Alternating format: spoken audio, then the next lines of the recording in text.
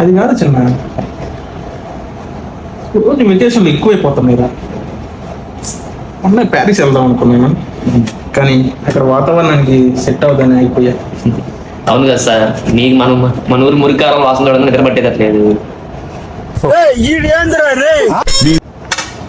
అట్లా కాదురా, నిన్నే ఐఫోన్ కొన్నాం అనుకున్నా, 2 లక్షలు అంట.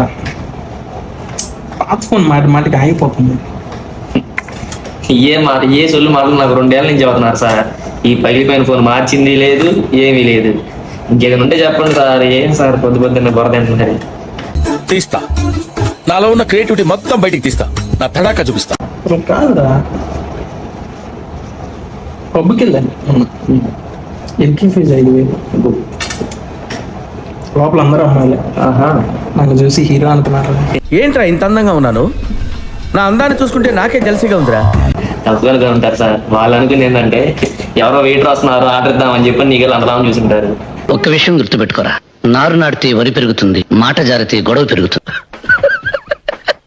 మీరైనా చూసుకోవాలి కదా సార్. ఏంటి సార్ వాచ్ చూసావా? చూశాను. స్విట్జర్లాండ్ తీసుకొచ్చా. ఈ వాచ్ నీలాంటి వాళ్ళు 10 ఏళ్ళు బతకొచ్చు.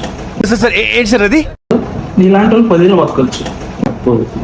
మరేంటి సార్ టైం చూపించట్లేదు? స్మార్ట్ వాచ్ కదా, బ్యాటరీ అయిపోయింది. ఎన్ని ఎందుకు బాగానే చేసుకుంటున్నావు కదా. అది స్మార్ట్ అయి ఉండొచ్చు, కానీ నీ మాటలు మటుకు చాలా పాతాయి సార్. అవి మార్చండి సార్ ప్లీజ్ సార్. తల పగిలిపోతుంది రోజు మీ వల్ల.